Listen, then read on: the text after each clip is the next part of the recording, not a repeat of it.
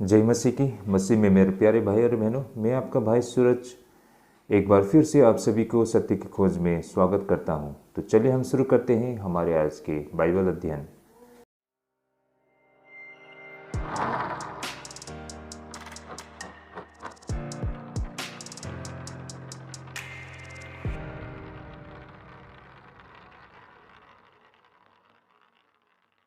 तो भाई और बहनों, फिर से एक बार स्वागत है हमारे आज के बाइबल अध्ययन पर। तो हमारा आज का जो बाइबल अध्ययन करने का रहेगा वो मत्ती रचित सुसमाचार 24 अध्याय से रहेगी। Gospel according to the Matthew chapter 24। भाई और बहनों, हमारी पूरी कोशिश रहेगी कि हम बिल्कुल व्यवहारिक शिक्षा पर ध्यान लगाएं, बिल्कुल प्रैक्टिकल टीचिंग आपके समक्ष लेके आए। हमारा जितना भी बाइबल अध्ययन है वो बिल्कुल chapter to chapter, verse to verse रहता है। तो इससे पहले कि जितने भी हमारे बाइबल अध्ययन है आप हमारे प्लेलिस्ट से देख सकते हैं। तो इस प्रकार भाई और बहनों अंत तक बने रहिएगा, वरना हम कड़ी को जोड़ नहीं पाएंगे। प्रभु हम सबको अगुवाई करे आज के इस बाइबल अध्ययन के माध्यम से, ताकि इन वचनों से संबंधित जो तथ्य और विषय हैं उसे हम सही मायने में समझ पाए। तो भाई और बहनों, आज हमारा कुल मिलाकर 3 विषय रहेगा। हमारा आज का जो पहला विषय रहेगा यीशु राजा का आगमन भाग 1, ये हमारा आज का पहला विषय रहेगा। हमारा आज का दूसरा विषय रहेगा यीशु राजा का आगमन भाग 2। आखिर में रहेगा यीशु राजा के आगमन की तैयारी।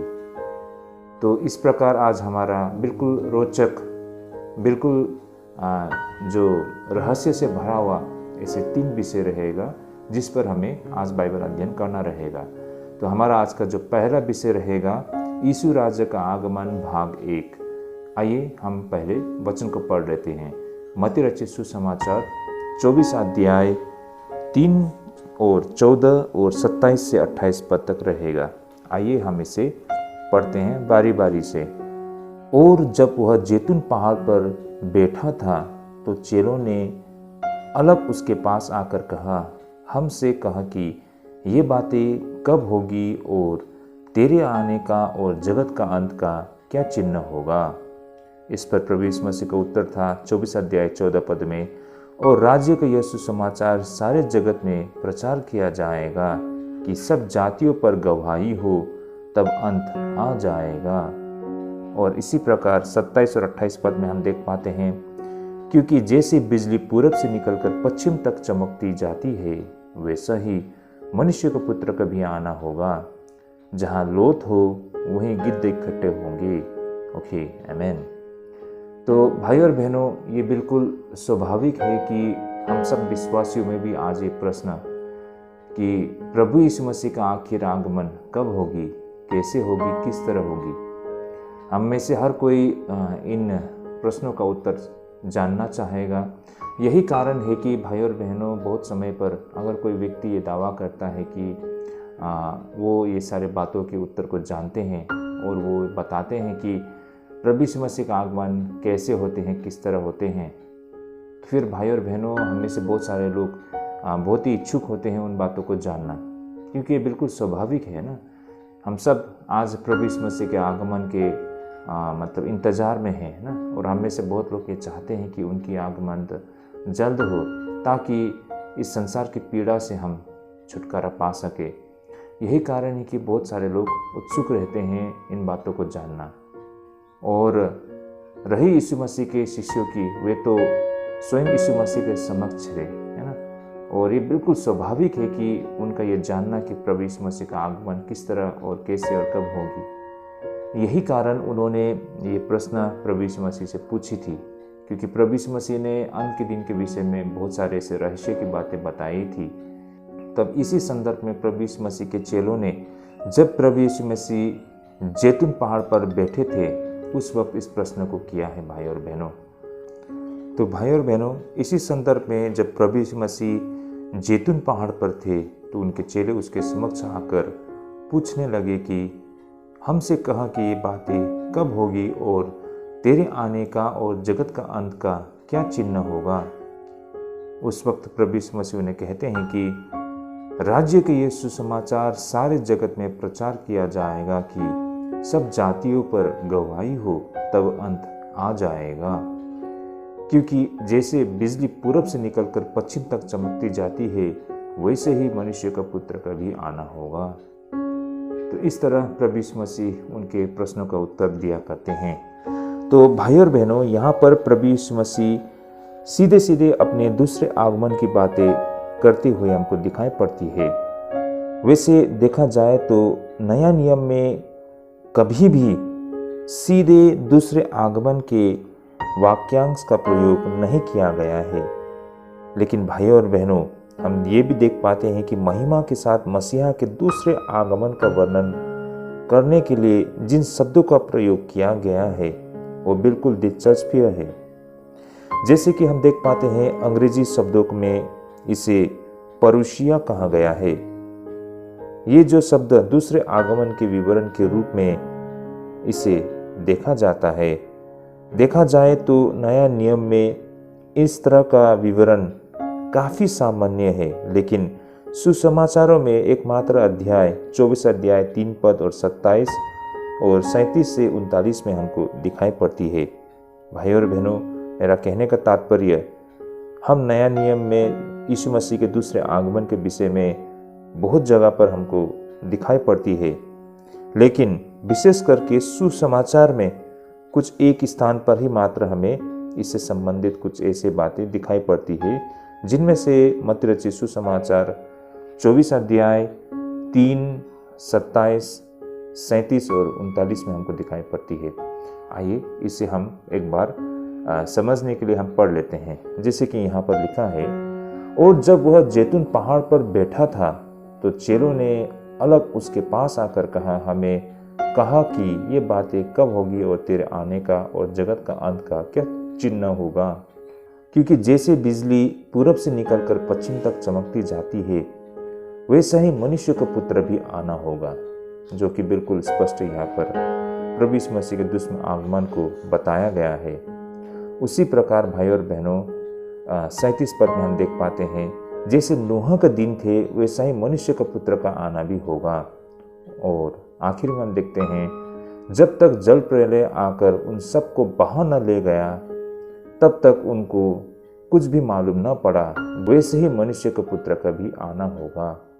तो ये सारे कुछ एक ऐसे वचन है नए नियम सुसमाचार से, जहाँ पर हमें बिल्कुल स्पष्ट रूप से प्रभु यीशु मसीह के दूसरे आगमन के संदर्भ में हमें बातें कही हुई दिखाई पड़ती है। भाई और बहनों, मैं आप सभी के समक्ष कुछ ऐसे इंटरेस्टिंग बातों को रखना चाहूँगा। जैसे कि इससे पहले मैंने जो शब्द, विशेष करके अंग्रेजी शब्द परुषिया के विषय में कहा था। भाई और बहनों, ये शब्द को विशेष परिस्थिति में विशेष लोगों के लिए इस्तेमाल किया जाता है। उदाहरण के तौर पर जो राज्यपाल होते हैं, जब वे अपने प्रांत के दौरे पर निकलते हैं तो उस समय विशेष इस शब्द को प्रयोग किया जाता है। या फिर जब कोई राजा अपनी प्रजा के समक्ष आते हैं तो इसे नियमित शब्दों के रूप में इसे इस्तेमाल किया जाता है। कहने का तात्पर्य, ये जो शब्द नियमित रूप से अधिकार और सामर्थ के साथ आने का वर्णन करते हैं। तो ये शब्द विशेष उन लोगों के लिए प्रयोग किया जाता है जिनके पास अधिकार और सामर्थ होती है, जैसे कि राजा और राज्यपाल जब वे अपने प्रांत में या फिर अपने लोगों के समक्ष आते हैं, तो उसी दौरान इन शब्दों को इसके लिए प्रयोग किया जाता है कि ये दर्शाने के लिए कि कोई विशेष व्यक्ति अपने इलाके में आ रहे हैं। वैसे भाई और बहनों, बाइबल के अध्ययन में प्रभु यीशु मसीह के आगमन से संबंधित विषय पर चर्चा करने के लिए कई विषय हैं, लेकिन भाई और बहनों, आज हम प्रभु यीशु मसीह के आगमन से संबंधित ऐसे दो सिद्धांत पर हम विशेष करके ध्यान देते हैं और इस पर ही हम चर्चा करते हैं। जैसे कि पहला सत्य यह है कि प्रभु यीशु मसीह की दूसरे आगमन हमें मसीह की परम विजय के तथ्य को संरक्षित करता है, जिसे मनुष्य ने क्रूस पर चढ़ा दिया था, और वही एक दिन सब मनुष्यों का प्रभु ठहरेगा। और ये प्रभु का दूसरा आगमन हमें यह सत्य भी दिखाती है कि यीशु मसीह के लिए अंत निश्चय है और वह अंत उसका सार्वभौमिक राज्यत्व होगी। तो भाई और बहनों, यहाँ से हम ये देख पाते हैं कि प्रभु यीशु मसीह का आगमन निश्चय होता है। और यह आगमन मसीह की परम विजय के तथ्य को संरक्षित करता है, जिन्हें मनुष्य ने कभी क्रूस पे चढ़ा दिया था। भाइयों और बहनों, ये कोई एक साधारण व्यक्ति नहीं है जिसे लोगों ने क्रूस पे टंगा दिया था और ये एक इतिहास बन गया था, बल्कि आज ये हकीकत होने जा रही है। संसार में ऐसे बहुत सारे लोग हैं जो ये मानते हैं कि यीशु मसीह एक समय में थे इस धरती पर, जिन्हें क्रूस पे टंगा दिया गया था, और लोगों को लगता है कि ये बीता हुआ कल है और ये आज कभी लौट के नहीं आएगा। लेकिन भाइयों और बहनों, हकीकत ये है कि ये एक ऐसी घटना थी जिन्हें लोगों ने क्रूस पे टंगा दिया था, और वही सारे मानव जाति का उद्धार का कारण बना है, और वही उद्धारकर्ता एक दिन हर किसी के समक्ष प्रकट होंगे।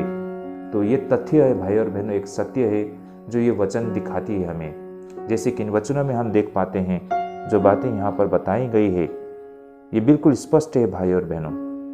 जैसे बिजली पूरब से निकलकर पश्चिम तक चमकती जाती है, वैसे ही मनुष्य के पुत्र का भी आना होगा। जैसे नूह के दिन थे, वैसे मनुष्य के पुत्र का भी आना होगा। और जब तक जल प्रलय आकर उन सबको बहा न ले गया, तब तक उनको कुछ भी मालूम न पड़ा, वैसे ही मनुष्य के पुत्र का भी आना होगा। तो कहने का तात्पर्य भाई और बहनों, जब लोगों ने सोचा भी ना हो, उसी वक्त वही यीशु मसीह जिसे किसी समय पर लोगों ने क्रूस पर टंगा दिया था, आज वही हम सबके समक्ष प्रकट होते हुए हमको दिखाई पड़ती है। ये सारे वचन उसी तरह पूरी होती है जिस तरह प्रभु यीशु मसीह ने हजारों साल पहले कही थी। भाई और बहनों, दूसरा यह इस तथ्य को संरक्षित करता है कि इतिहास कहीं जा रही है। कुछ लोगों का मानना है कि समय अराजकता और बुरा समय की ओर आगे बढ़ रही है। यह मनुष्य के पापों और मूर्खताओं के ऊंचाई को दर्शाती है। बिल्कुल ये सत्य है भाई और बहनों। हम में से हर एक ने किसी न किसी समय पर अपने जीवन में इन बातों का अनुभव किया होगा। जब हम संसार के चारों ओर मुड़ के देखते हैं तो बिल्कुल हमें नेगेटिविटी हमको दिखाई पड़ती है। हम चारों ओर नकारात्मक चीज़ों के अलावा हमें कुछ नहीं दिखाई पड़ती है। देखिए, आज संसार में युद्ध हो रहा है ना, और सिर्फ युद्ध नहीं हो रहा बल्कि महायुद्ध की तैयारी चल रही है ना। अलग अलग देशों की गुटबंदी चल रही है। युद्ध के लिए बिल्कुल बहुत बड़े स्तर पर तैयारी चल रही है। हमें इकोनॉमिक क्राइसिस होते हुए हमको दिखाई पड़ती है ना। आर्थिक तंगी हमें हर जगह दिखाई पड़ रही है। नेचुरल डिजास्टर, प्राकृतिक आपदा हमको होते हुए दिखाई पड़ रही है। कहीं भूकंप आ रही है तो कहीं बहुत बड़ी तूफान आ रही है। ग्लोबल वार्मिंग एक बहुत बड़ा इशू है भाई और बहनों, और इस वजह से हर जगह इसकी इससे नुकसान पड़ रही है। तो ये सारे चीज़ें हमको होते हुए दिखाई पड़ रही है। और राजनीति में अगर हम देखें तो हर एक देश में अराजकता फैला हुआ है ना। ईरान से लेके पाकिस्तान तक में, अमेरिका से लेकर आपको चीन तक में, हर जगह हमको जो पॉलिटिकल क्राइसिस हमको दिखाई पड़ रही है। जाति और धर्म के नाम पर दंगा और लड़ाई होते हुए दिखाई पड़ रही है, और लोगों के बीच में भूखमरी हमको दिखाई पड़ रही है। तो कहीं भी कुछ अच्छा होते हुए हमको दिखाई नहीं पड़ रही है। लोग कोशिश कर रहे हैं कि सब कुछ ठीक हो जाए, है ना। लोग या फिर संगठन के आधार पर या फिर एक देश के स्तर पर हर कोई कोशिश कर रहा है कि सब कुछ ठीक हो जाए, लेकिन सही मायने में हमें कुछ भी ठीक होते हुए दिखाई नहीं पड़ रही है। सब कुछ गड़बड़ चल रहा है ना। तो इससे हमको ये अनुमान मिलता है कि अब आगे कुछ अच्छा होने वाला नहीं है, बल्कि और भी बुरा होने वाला है। तो ये हकीकत है भाई और बहनों। चाहे वो किसी भी धर्म में विश्वास करने वाले हो, या किसी भी देश के लोग हो, या किसी भी प्रांत या किसी भी जाति के लोग हो, भले ही वो पढ़े लिखे हो या अनपढ़ हो, गरीब हो या धनी हो, या महिला हो या पुरुष हो, या फिर वो नास्तिक भी क्यों ना हो, लेकिन हर किसी का ये मानना है कि आज का समय कुछ सही नहीं है। जो कुछ भी इस दुनिया में हो रहा है कुछ गलत हो रहा है, और हर किसी को लगता है कि ऐसा ही चलता रहा तो ये दुनिया तबाह हो जाएगी।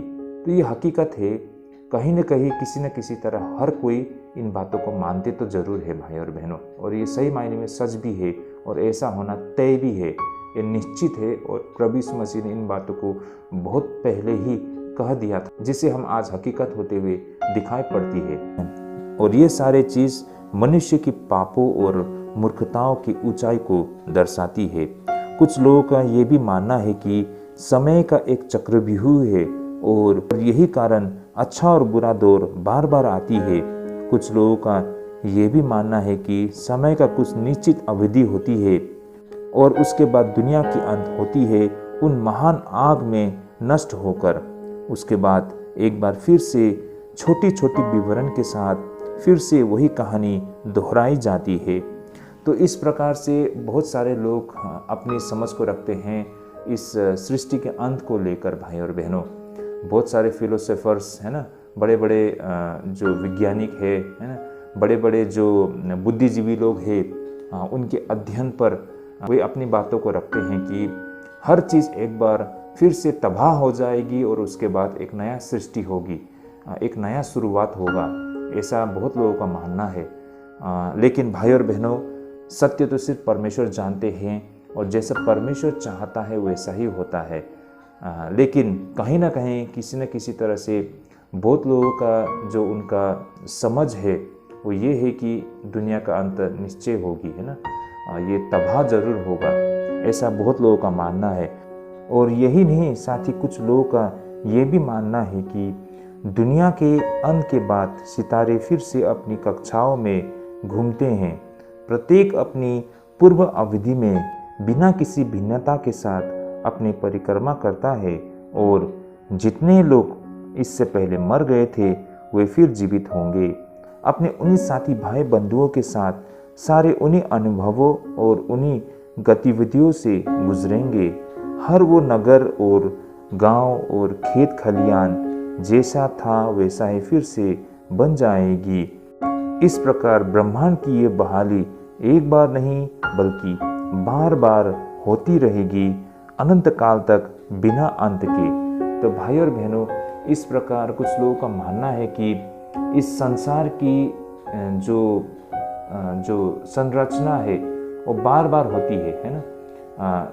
जिस तरह एक समय आता है कि ये संसार बहुत ही ऊंचे स्तर में पहुंच जाती है और उसका अंत हो जाता है ना। उसके बाद फिर से दोबारा से एक नया सृष्टि होता है, फिर से जैसा था वैसा ही बन जाती है। तो ये इसी प्रकार है जैसे कि मान लीजिए हमारे यहाँ जो शिफ्टिंग कल्टीवेशन कहा जाता है, जो लोग खेत करते हैं पहाड़ों पर, वे पहाड़ में आग लगा देते हैं जिससे वो पहाड़ के सारे चीज़ जल जाते हैं और जलने पर उसमें जो राख रह जाती है वो राख उसके खाद के काम करते हैं। तो इस प्रकार वहाँ पर वो जले हुए पहाड़ में बीजों को छिड़का जाता है और उस बीज से बहुत सारे जो फल फूल है वो निकल के आते हैं, फिर से एक बार वो पहाड़ हरा भरा हो जाता है ना।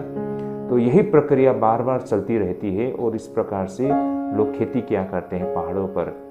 तो कुछ इसी प्रकार ये संसार भी जब अपने उच्च स्तर में पहुंच जाती है तो ये संसार तबाह हो जाती है और एक नया सृष्टि दोबारा फिर से पनपती है। तो कहने का मतलब, इससे पहले भी एक और दुनिया थी जो नष्ट हो गया, उसके बाद आज जो हम जिस दुनिया में रहते हैं ये एक नई शुरुआत थी और एक दिन इस दुनिया का भी अंत होगा, फिर से एक नया दुनिया फिर से शुरुआत होगी। तो ये प्रक्रिया बार बार चलती रहती है।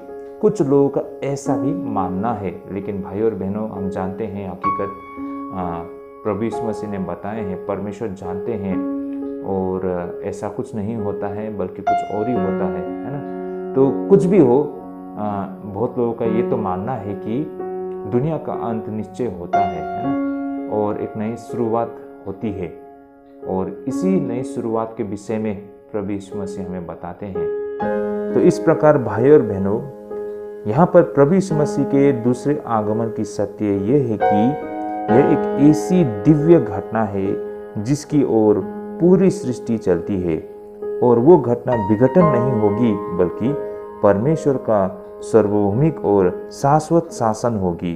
तो भाई और बहनों, यहाँ पर जो बातें हम समझ में आती है वो इस प्रकार है कि ये दुनिया में आने वाले समय में एक बहुत ही बड़ी दिव्य घटना घटेगी जो कि प्रभु यीशु मसीह का दूसरा आगमन होगा। और इसी ओर सारे सृष्टि चलती है। ये अंत होगा भाई और बहनों, और इस अंत की ओर सारे लोग बढ़ रहे हैं। उसके बाद एक नई शुरुआत होगी जो हमेशा के लिए होगा, अनंत काल के लिए होगा। ऐसा है हकीकत, जो सच्चाई हम इन वचनों से समझ पाते हैं, इन रहस्यों से हम देख पाते हैं। तो भाई और बहनों, यहाँ पर जो वचन प्रभु यीशु मसीह कह रहे हैं, वो वचन ये दिखाता है कि ये अंत नहीं बल्कि एक शुरुआत होगी उन चुने हुए लोगों के लिए, है ना भाई और बहनों।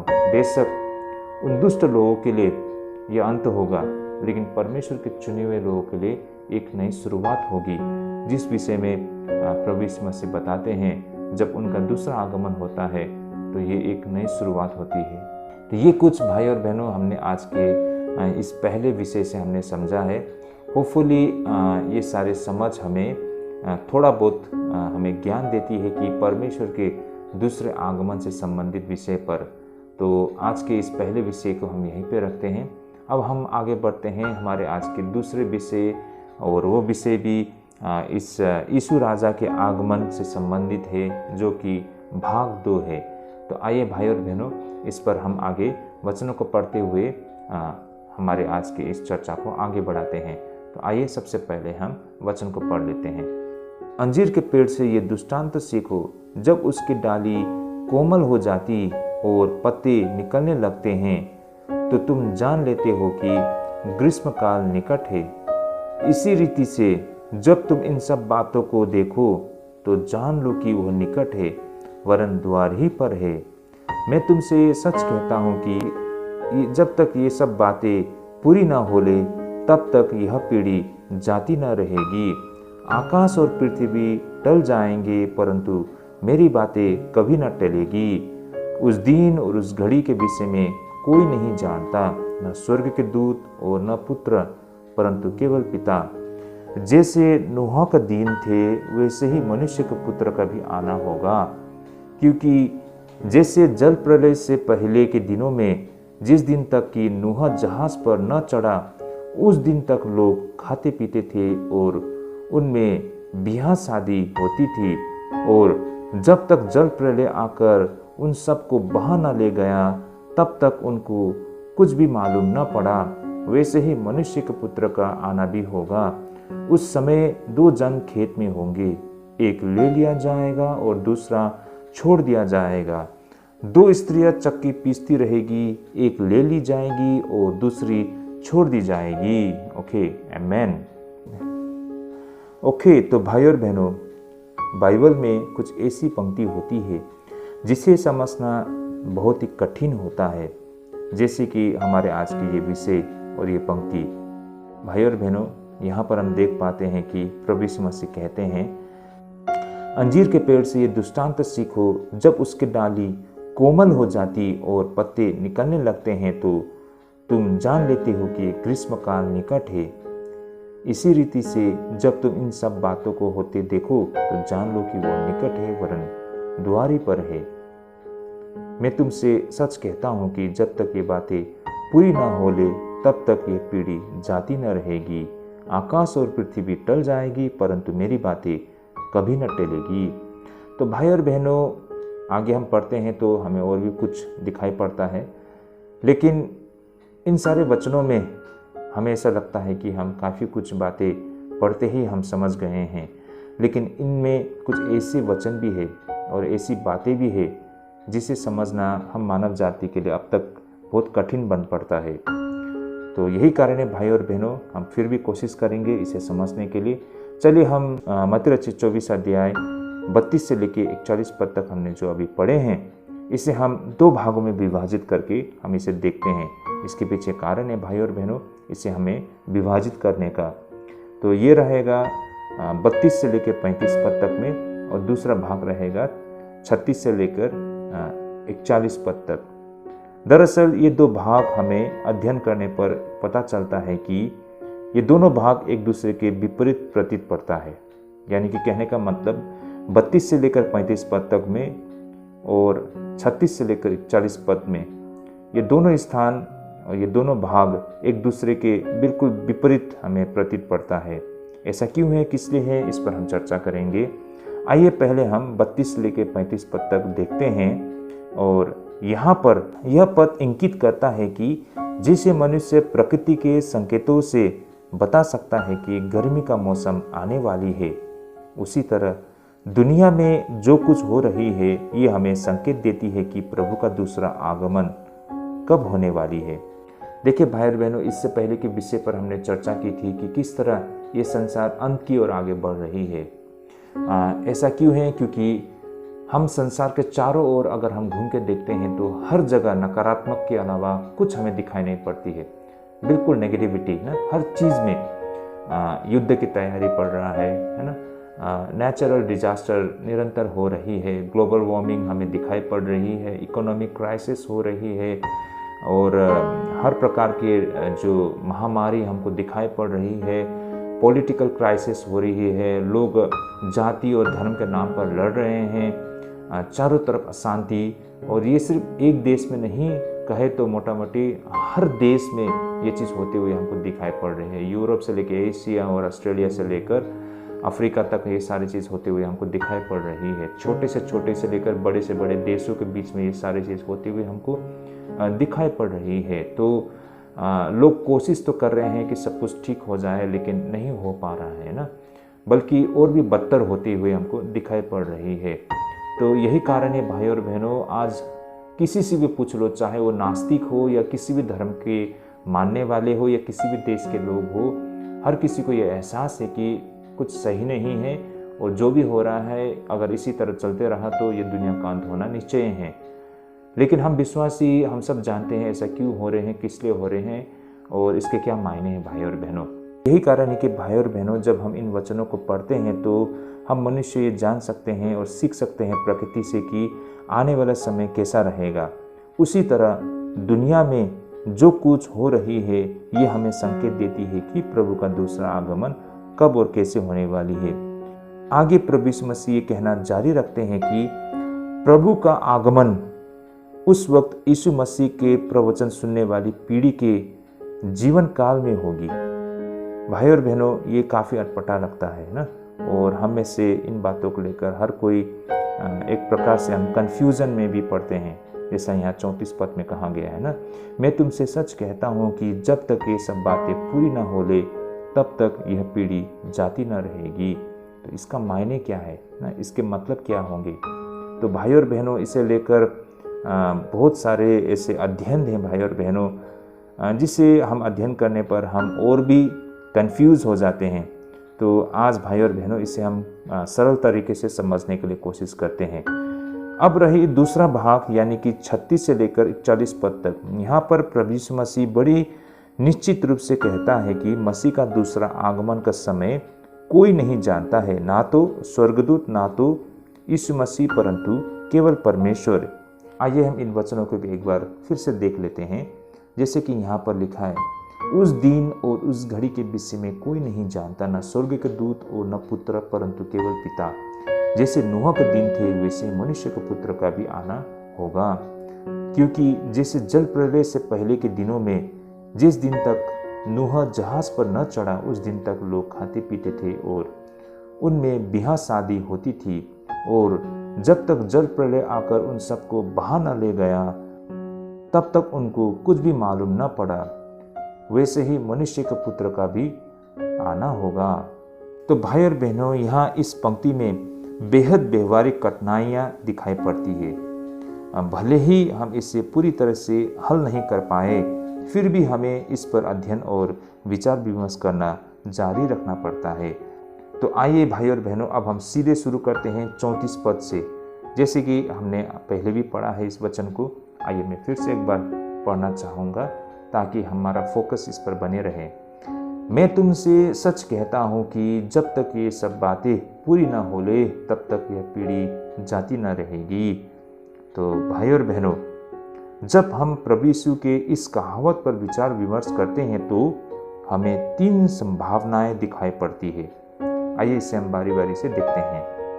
पहला तो इस कहावत को आकलन करने पर हमारे जहन में ये विचार आती है कि अगर प्रभु यीशु मसीह ने यह कहावत सच में दूसरे आगमन के संदर्भ में कहा होता तो यह बिल्कुल गलत होना था, क्योंकि प्रभु यीशु मसीह के प्रवचन सुनने वाले उस पीढ़ी के जीवन काल में उन्होंने कभी भी प्रभु यीशु मसीह को लौटे हुए नहीं देखा था, बल्कि सच कहे तो आज के दिन तक या फिर आज के समय तक हमने प्रभु यीशु मसीह का दूसरे आगमन को होते हुए हमने नहीं देखा है।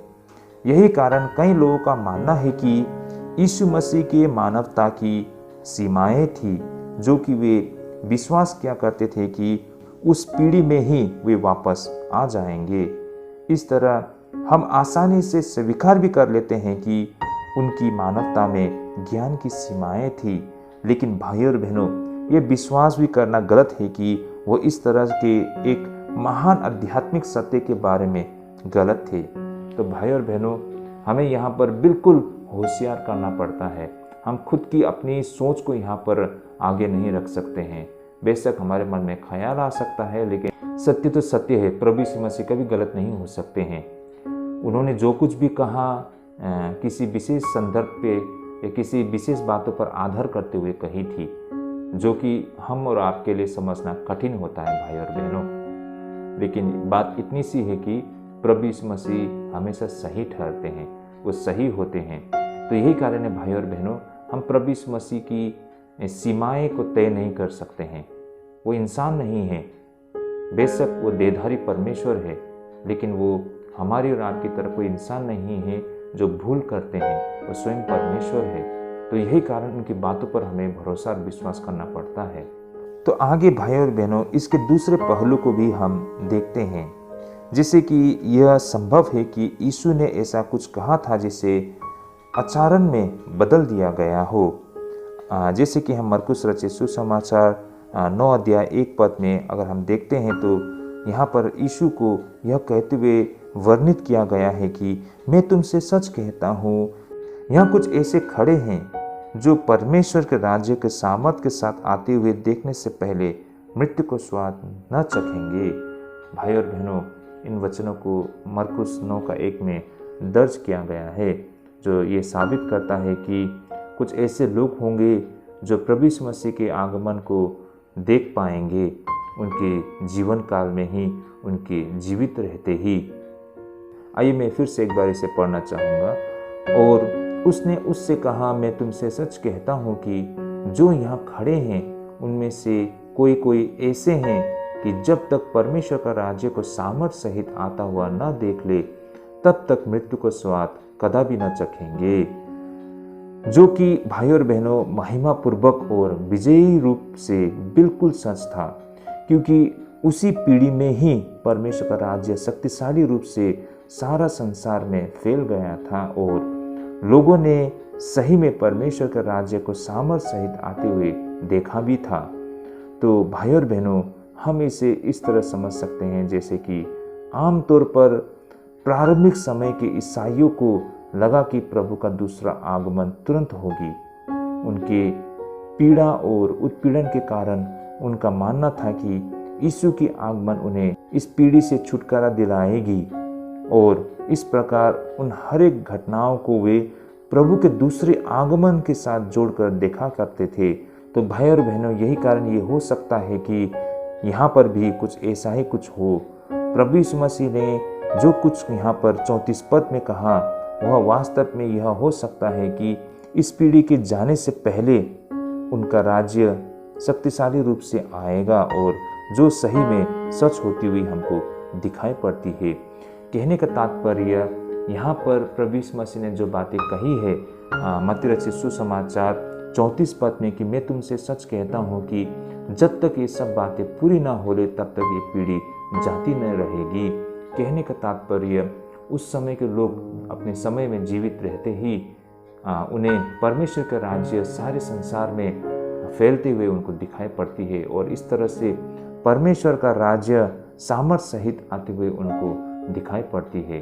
परमेश्वर का सुसमाचार हर किसी तक पहुंचना ये दिखाता है कि परमेश्वर का राज्य का सामर्थ लोगों तक पहुंचना होता है। तो इस प्रकार से ये बातें कहीं न कहीं हमें पूरी होती हुई दिखाई पड़ती है और बहुत सारे बाइबल विशेषज्ञों का भी यही कुछ मानना है, जिसे हमने आपके समक्ष रखने के लिए कोशिश की है।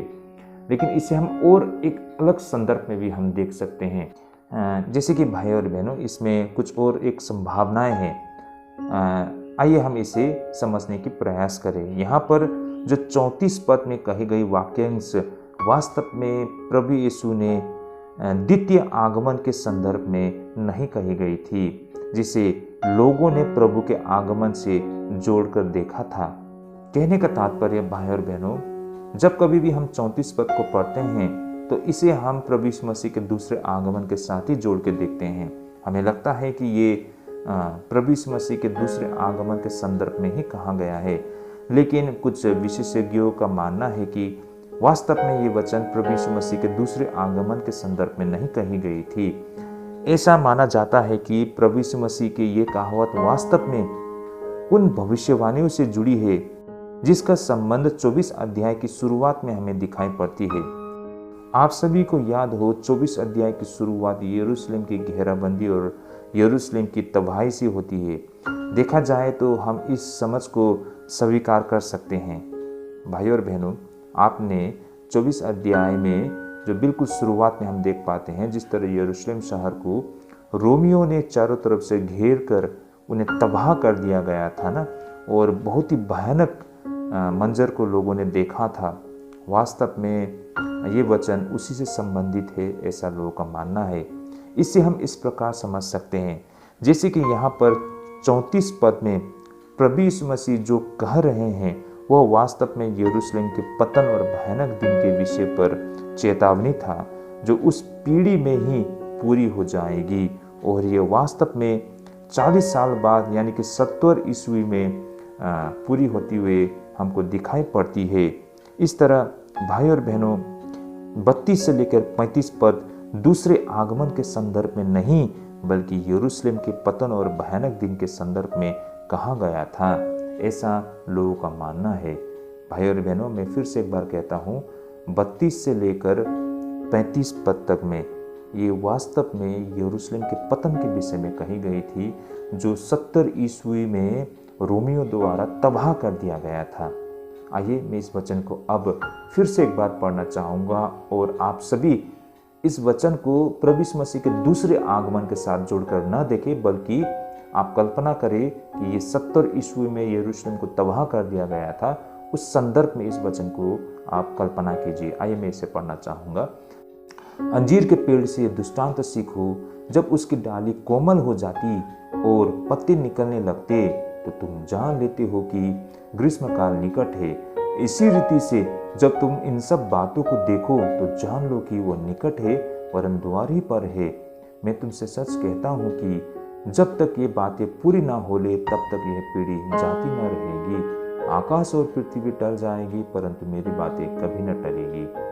होपफुली आप सभी इसे अपने कल्पनाओं में देख पाते हैं और इसे यरूशलेम की जो घटना जो 70 ईस्वी में घटी थी उससे आप जोड़कर देख सकते हैं, क्योंकि इससे पहले जो 24 अध्याय में हमने जो भी अध्ययन किया है, हमें यहाँ पर दिखाई पड़ता है कि प्रभु यीशु मसीह ने यरूशलेम की तबाही की भविष्यवाणी की थी और इसी से जुड़ी हुई ये वचन भी है। भाई और बहनों, तो हमें इस बात पर और इस संदर्भ में आधार करके हमें इन वचनों को देखना पड़ता है, तभी जाके हम इसके सही मायने को हम समझ पाते हैं।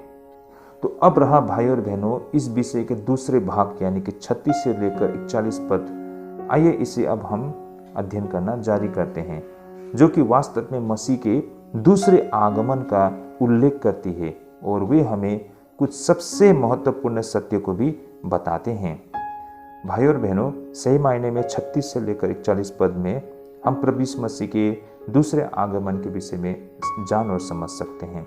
यही कारण हमने पहले ही कहा दिया था कि 32 से 35 पद में जो बातें हम समझते हैं वो 36 से लेकर 41 पद में हम इसके दूसरे तरीके से हम देख पाते हैं। तो वास्तव में ये अलग अलग विषय पर ये वचन कही गई है। तो आइए भाई और बहनों, अब हम 36 से 41 पद में यानी कि यीशु मसीह के दूसरे आगमन से संबंधित विषय पर हमें कहा गया है, इस पर हम अध्ययन करते हैं। आइए भाई और बहनों, पहले हम वचन को एक बार फिर से पढ़ लेते हैं 36 से लेकर 41 पद तक में। उस दिन और उस घड़ी के विषय में कोई नहीं जानता, न स्वर्ग के दूत और न पुत्र, परंतु केवल पिता। जैसे नूह के दिन थे वैसे ही मनुष्य का पुत्र के भी आना होगा।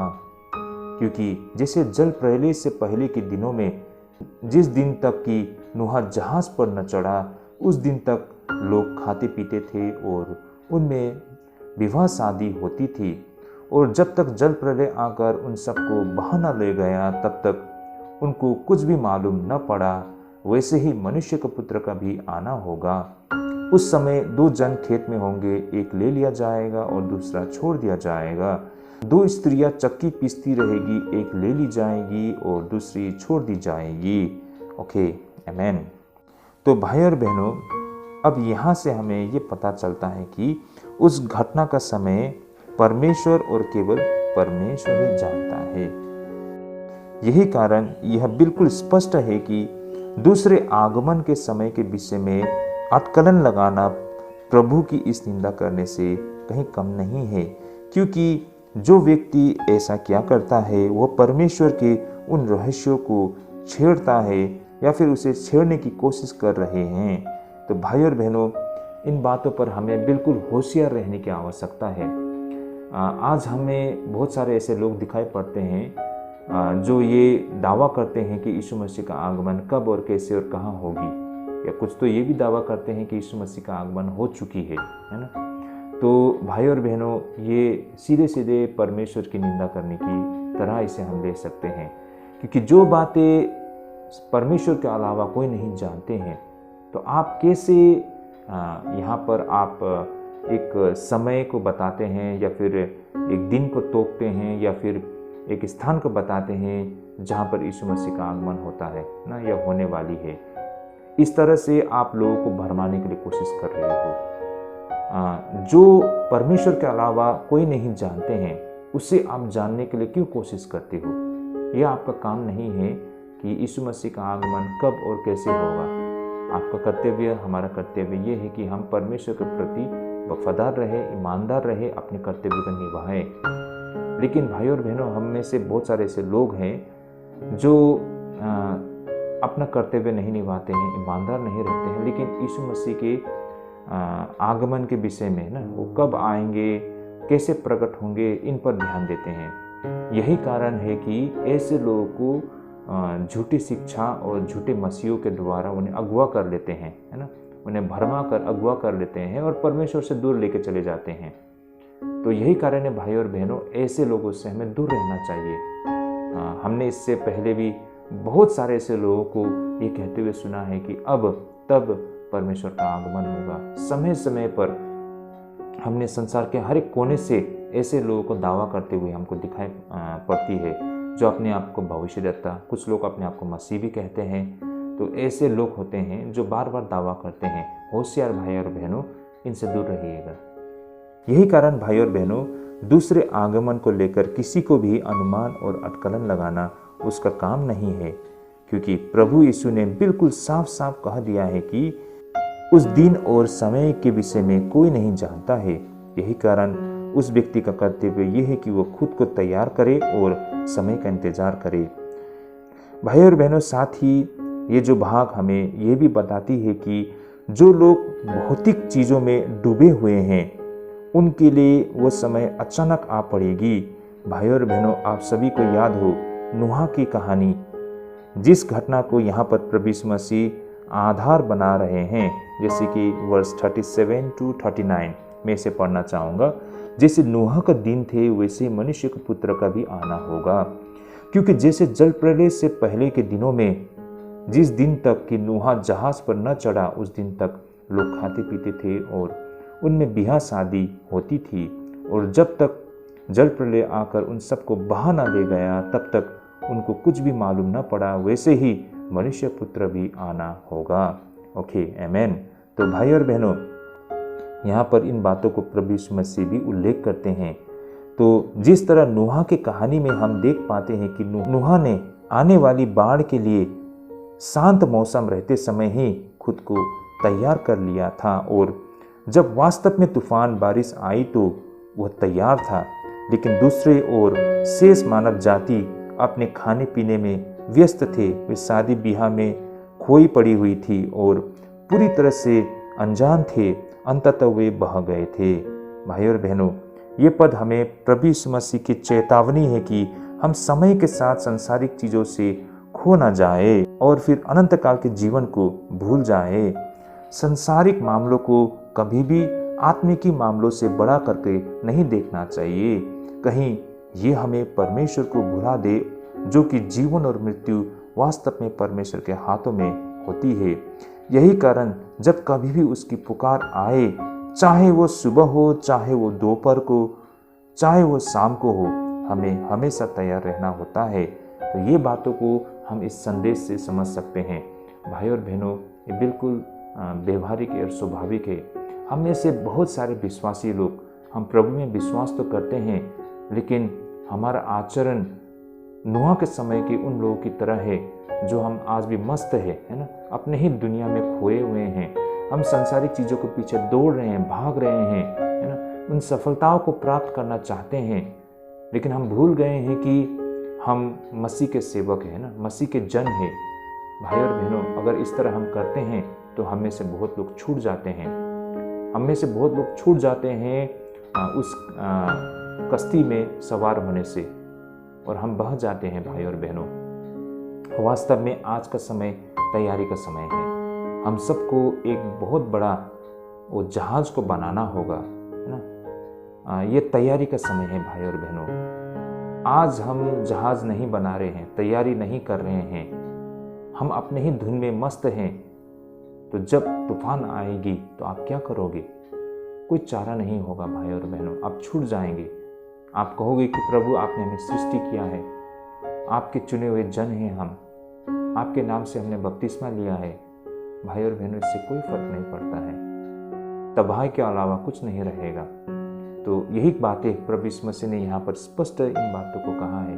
ये बात ने, इस बात को लेकर कभी भूल में मत रहिएगा कि हम क्रिश्चियन हैं और प्रभु यीशु मसीह क्रिश्चियन लोगों को बचा लेंगे। प्रभु यीशु मसीह क्रिश्चियन को नहीं, बल्कि चुने हुए लोगों को बचाएंगे। भाई और बहनों, हम अपने आप को क्रिश्चियन कहते हैं। सही मायने में देखा जाए तो ये संसार के द्वारा दी गई एक ऐसे चिन्ह मात्र है।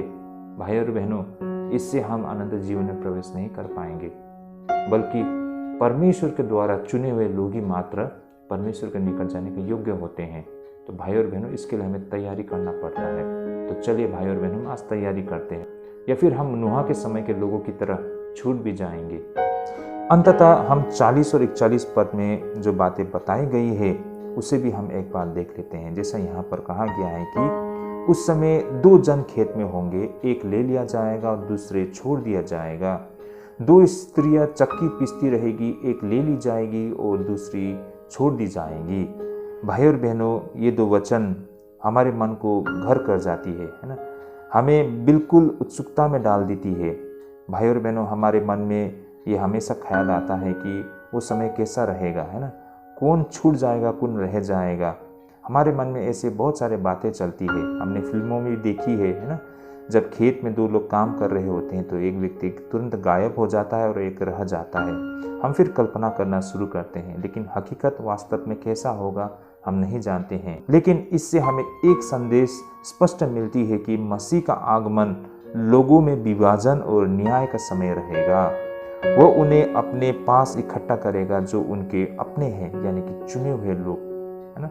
जो चुने हुए लोग होंगे उन्हें प्रभु इकट्ठा करेंगे। इस तरह भाई और बहनों, इससे ज़्यादा हम इस पर चर्चा नहीं कर पाएंगे, कारण परमेश्वर ने अपने परम ज्ञान और रहस्य को अपने आप के लिए रख छोड़ा है, जिसे पूरी होने पर ही हम समझ पाएंगे। और यही कारण है भाई और बहनों, यहाँ पर हम यूं ही आकलन लगाना गलत होगा।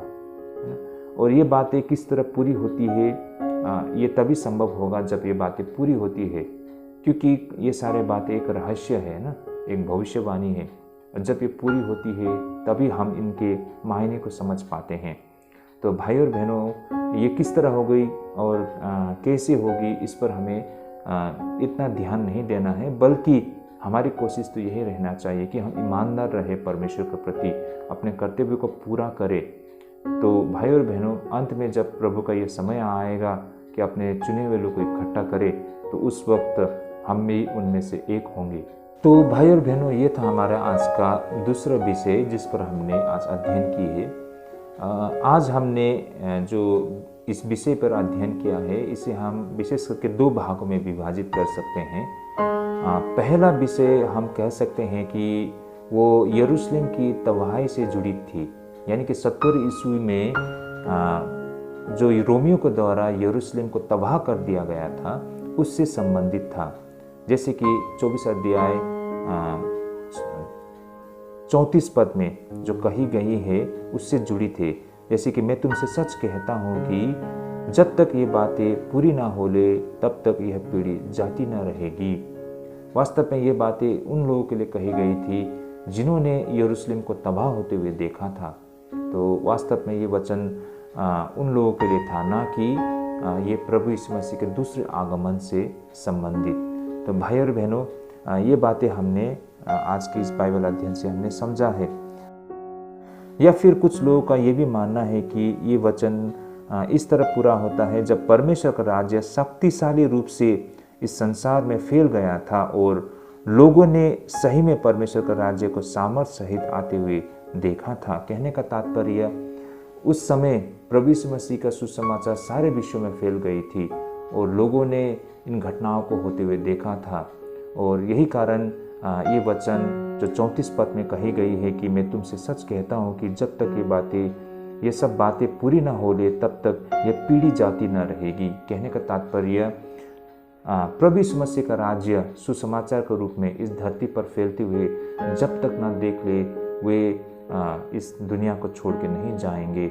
और इस तरह ये वचन पूरा होता है और उस समय के लोगों ने परमेश्वर का राज्य को या फिर इस वचन को इस तरह पूरा होते हुए देखा था।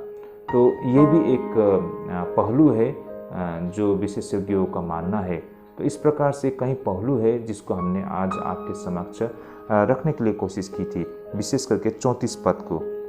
और साथ ही आज के विषय से हमने ये भी समझा है कि प्रभु यीशु मसीह के दूसरे आगमन के समय के विषय में अटकलन लगाना प्रभु की इस निंदा करने से कहीं भी कम नहीं है, क्योंकि जो व्यक्ति ऐसा करता है वो परमेश्वर के उन रहस्यों को छेड़ता है या फिर उसे छेड़ने की कोशिश करता है।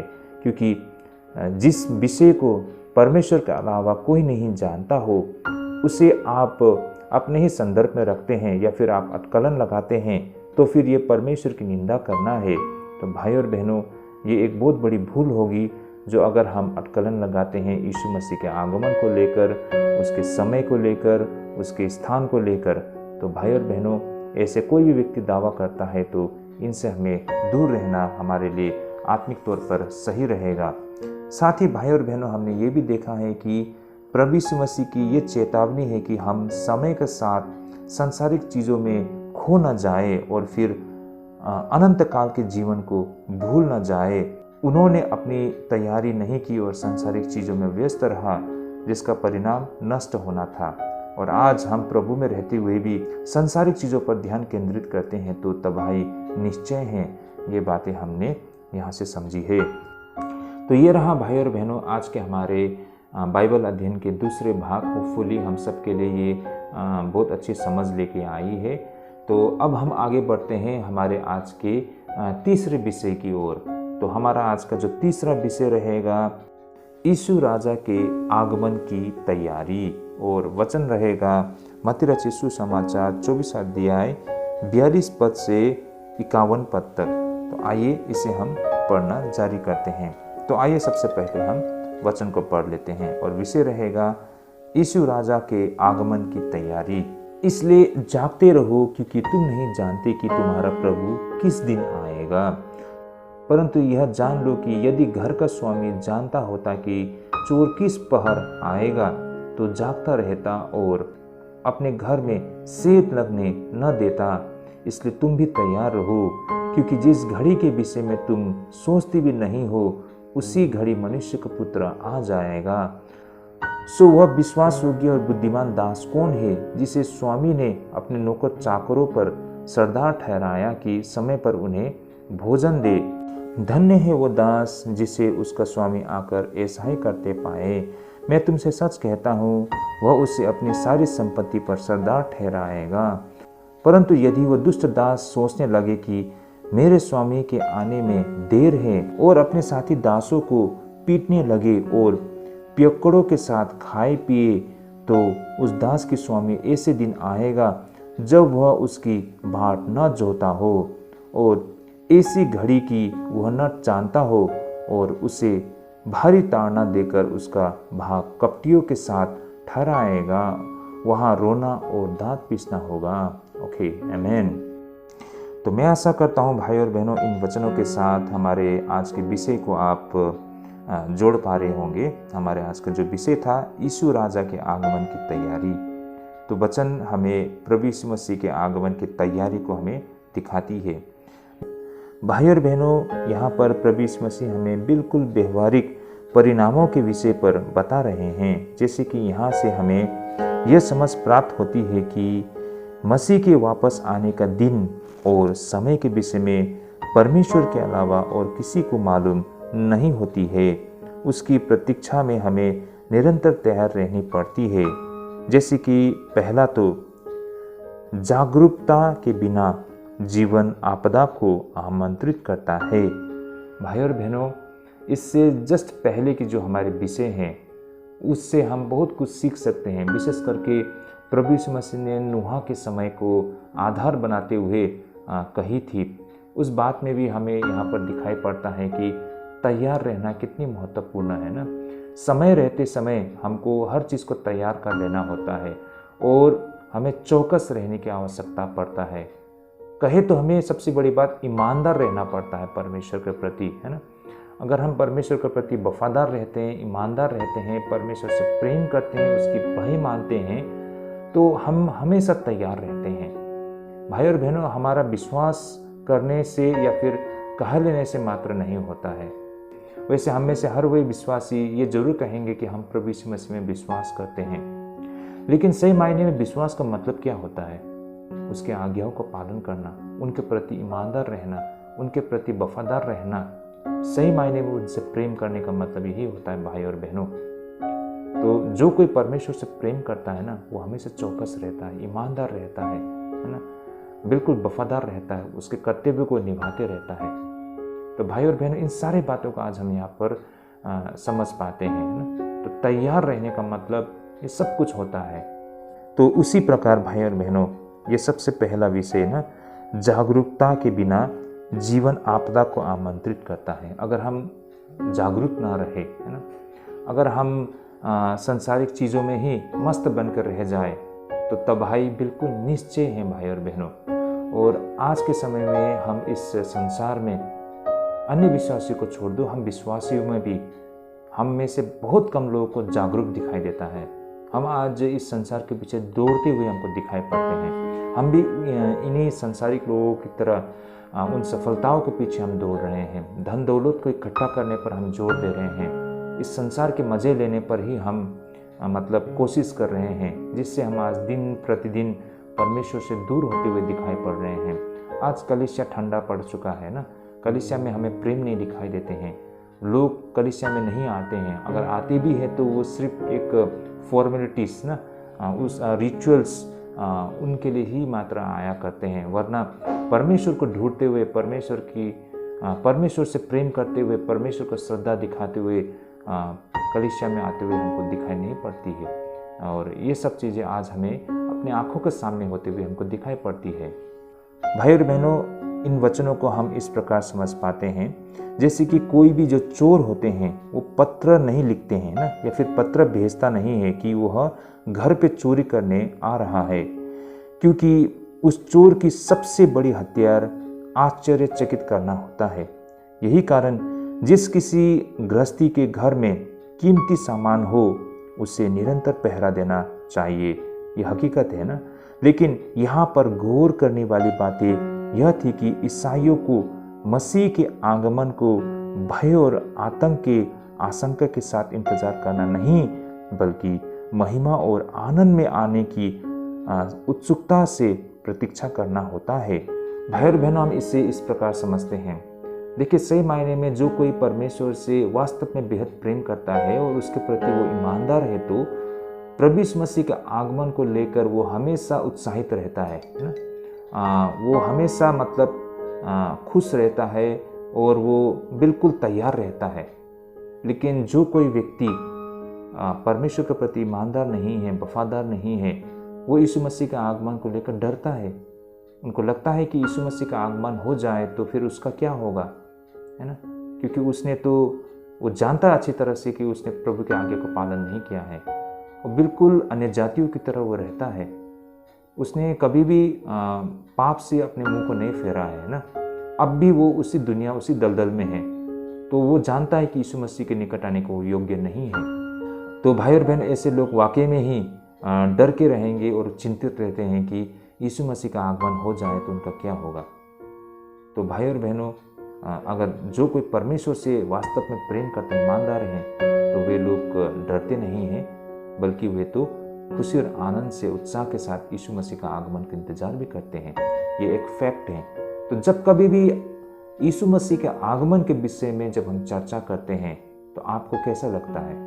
आप डरते हो तो ये बहुत गंभीर बातें हैं, लेकिन आप बहुत आनंदित हो, खुशी हो स्वागत करने के लिए, तो इससे पता चलता है कि आप सही मार्ग में हैं। तो इस तरह से हम अपने आप को आकलन कर सकते हैं। दूसरा, हमें उन बातों का ख्याल रखना पड़ता है जो आत्मा आपदा की ओर ले जाती है और हमें कहता है बहुत समय अब बाकी है। यह उस नौकर के सहज भ्रम मात्र है जो उसके पास अपने स्वामी के लौटने से पहले चीज़ों को ठीक करने के लिए पर्याप्त समय होगी। भाई और बहनों, ये एक ऐसे नौकर की बातें हैं जो वो भ्रम में है, जो वो सोचता है कि उसका मालिक का आने का अभी बहुत समय है और इसके लिए उसके पास पर्याप्त समय है और वो बिंदास रहता है। लेकिन जब उसका मालिक अचानक आ पड़ता है तो फिर उसके पास कहने के लिए कुछ नहीं रह जाता है। मैं आज सभी को एक दंत कथा सुनाता हूँ जिससे आज हम इन बातों को भली भांति समझ पाएंगे। भाई और बहनों, ये कथा इस तरह है।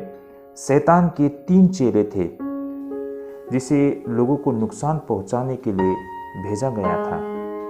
उस दौरान शैतान अपने चेलों को भेजने से पहले उनसे पूछते हैं उनकी योजनाओं के विषय में, और वो जानना चाहता है कि उसके चेले के पास कौन सी ऐसी योजनाएं हैं जो वो लोगों को बर्बाद कर दे।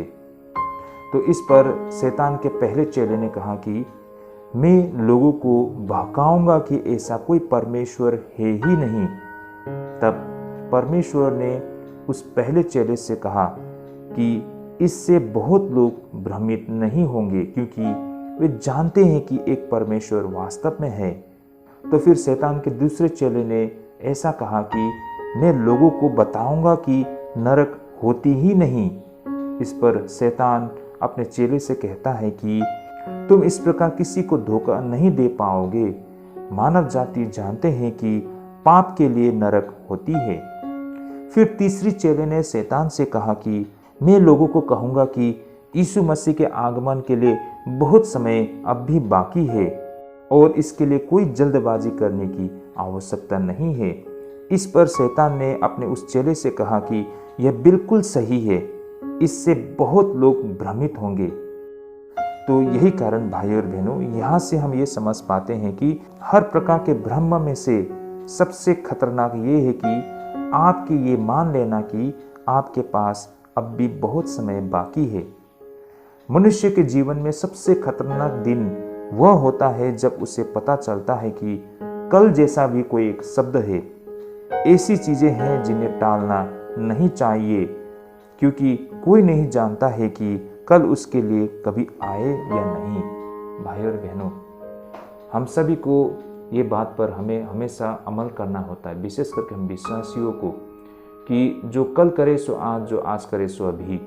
हमें किसी की इंतज़ार नहीं करना है भाई और बहनों, और हमें हर चीज़ में तैयार रहने की आवश्यकता है। शायद हमें जो कल करने के लिए हम सोच रहे हैं वो अवसर हमें ना मिले। मनुष्य के जीवन में कभी भी कुछ भी हो सकता है, और जिस तरह से इस दुनिया की परिस्थिति बदल रहा है कि शायद हमें मौका ना मिले, है ना, जो हम करना चाहे उसके लिए हमें अवसर ना मिले। तो यही कारण है, जब हमें अवसर मिला है तो उसे हमें करना चाहिए, उसे हमें कल के लिए रख नहीं छोड़ना चाहिए। जो करना है मुझे आज ही करना है। भाई और बहनों, इस तरह से आप प्रभु का मार्ग में बने रहेंगे, और जैसा जैसा आप अपने कर्तव्य को निभाते जाएंगे उतना ही आपको कर्तव्य मिलता जाएगा। और एक समय आएगा कि आपने जीवन काल में अपने पूरे समय को सही तरीके से इस्तेमाल में लाया है, लेकिन जो कोई कल की ओर देखता है वो व्यक्ति उसी में रह जाता है और जीवन भर कुछ नहीं कर पाता है, कल कल कल कहते हुए। तो भाई और बहनों, ये हकीकत है, हम विश्वासियों को कल की नहीं, आज और अभी के लिए हमें सोचना होता है और अभी करना होता है। ये बातें हमने आज के इस विषय से समझी है। और साथ ही भाई और बहनों, अपने कर्तव्य में विफलता होने का मतलब अस्वीकृति को उत्पन्न करती है और पुरस्कार उसकी निष्ठा पर आधारित होती है। न्याय के समय पर जिस सेवक ने अपना कर्तव्य ईमानदारी से पूरा किया उसे और भी बड़ा स्थान दिया जाएगा, और जो सेवक असफल रहा उसके साथ बेहद सख्ती से निपटा जाएगा। इस तरह अपरिय निष्कर्ष यह था कि जब यीशु मसीह लौटेगा और हमें पाएगा कि अपने कर्तव्यों को निभाते हुए, और इससे बड़ा और बेहतर और कुछ नहीं होगा। तो भाई और बहनों, जिस तरह हम अपने बच्चों को हम कहीं जाते हैं तो हम उन्हें कुछ दायित्व जिम्मेदारी देके चले जाते हैं, या फिर हम अपने कर्मचारियों को कुछ ऐसे दायित्व जिम्मेदारी देके हम कहीं दूर चले जाते हैं और हम बहुत चिंतित भी होते हैं कि वे क्या कर रहे होते हैं। लेकिन जब हम वापस लौटते हैं तो हमने जैसा चाहा था वैसा ही उन्होंने किया है, तो हम बहुत खुश होते हैं और हम उन्हें इनाम देते हैं। तो भाई और बहनों, ये कुछ इसी प्रकार है। परमेश्वर ने हमें कुछ दायित्व जिम्मेदारी कर्तव्य दिया है और उसके प्रति अगर हम वफादार रहते हैं तो भाई और बहनों, प्रभु हमसे कितने खुश होंगे ना। और सही मायने में अगर हम परमेश्वर से वास्तव में प्रेम करते हैं, उसके भय मानते हैं, उसके प्रति ईमानदार वफादार हैं, तो उनकी आज्ञाओं को पालन करते हैं भाई और बहनों। यही सही मायने में प्रभु में विश्वास करने का मायने भी होता है।